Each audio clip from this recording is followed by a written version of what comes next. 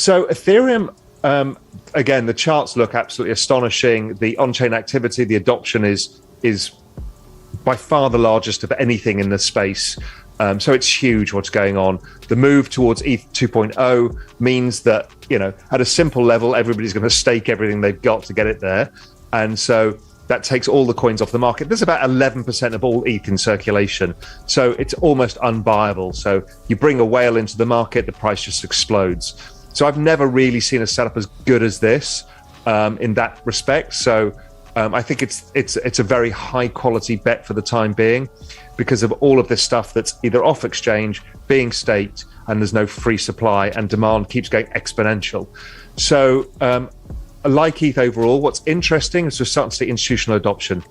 So I spoke at Cowen's big event, and it wasn't about Bitcoin. It was solely about Ethereum, which took me by surprise. That's the first one I've done.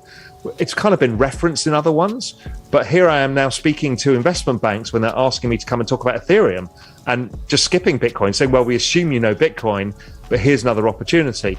So I think there's a lot more adoption to come in that space, and I think there's going to be an ETF there too. And again, with this really restricted supply that's going on because of ETH 2.0, I think it drives prices a lot. From a market structure has been incredibly bullish. The pattern now, the chart pattern looks very similar to a smaller version of the one from March to June 2020, where it exploded. We've had this lovely corrective phase. We see all the on-chain stuff. William Clemente, and Willy Woo, and all those guys showing that it's all going into good, strong hands.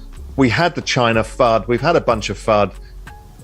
This usually, and there's no guarantees, usually October, November, December is ridiculously good, particularly at this point in the halving cycle. So structure, it looks amazing. So, okay, who are the buyers here? So most people who got into crypto came in via Bitcoin. That's always the case. It's the big daddy asset. And then people move out the risk curve, and that's pretty normal. So who's the next big buyer of Bitcoin? It's pretty clear to me who they are. It is the ongoing institutions. I mean, that just keeps going. And I think we'll see an acceleration in that, particularly if the price breaks out, because everybody's like sheep. They always want to follow each other. Secondly, it is the coming ETF. It's definitely going to, I don't know that, but I just have a very strong feeling it comes in the next, over this October, November, December period. And that will drive a huge amount of money in the space because it allows RIAs to allocate and ordinary individuals in a way that they can easily understand. And finally, I think we're starting to see noise from the sovereign wealth funds. So I know some of them, and I've talked about this before with you, is some of them are already allocated, but I think we're going to start to see more sovereign wealth activity in the space. My current allocation is probably 70% ETH, 5% Bitcoin, and then a tail of others. So why that allocation? It's nothing against Bitcoin. It's not against anything else. It's because I'm a financial markets guy and we use risk curves. So at certain points in the cycle, in the middle of a bull market, you want to take as much risk as possible. So you want to go to the more speculative end of the market. So firstly, I isolated the fact that I thought Ethereum was going to see further flows. It's early in its adoption cycle, and that would probably drive prices further than Bitcoin, and that seems to be playing out.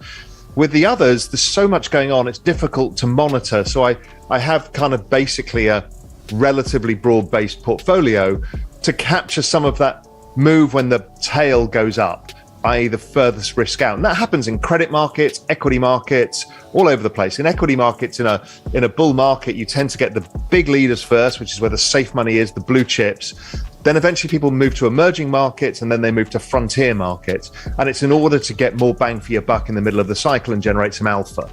So it's not a comment per se on my relative view on the success of protocols or something like Bitcoin. It's nothing to do with that. It's about how do I make money out of this crypto investment whilst maintaining my level of interest in the overall crypto world. And so that's where I am now. Where would it be in a year's time? Maybe it's much more Bitcoin again. So it's an asset allocation strategy to try and enhance rewards. So all I do is look at adoption effects, because I'm not smart enough to figure out what chain's better than what and why they want to build on it, etc., etc. But interestingly, as I've mentioned before, Ethereum is exactly following Bitcoin in 2017 in both price and price structure. Bitcoin is following Bitcoin 2013, which is fascinating, in price structure, but not in price itself. And then so I thought, you know what? I bet you Solana is following Ethereum in 2017. If anybody was in that market at that time, Ethereum was the rocket ship that took everybody by surprise. And guess what? It's exact chart fit, and the prices are the same. So Solana is exactly following Ethereum. Ethereum's exactly following Bitcoin. It's like the magic is all in this network adoption, and it kind of all makes sense. The other two that are in that kind of fast growth, fast adoption phase where you see exponential price rises more than anything else is obviously Terra, probably Avalanche, and probably Polkadot. And I think, they will all do well in this cycle. And like Ethereum, they'll all go down a lot later.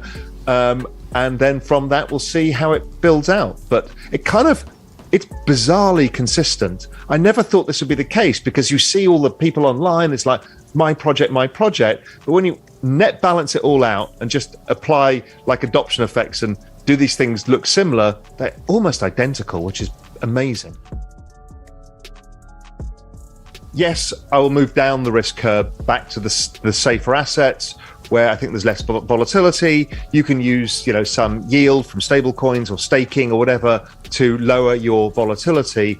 And then you want to be looking to buy the speculative end of the market that's going to get destroyed, whether it's parts of the NFT space or parts of the kind of general token space that gets destroyed in the next bear market.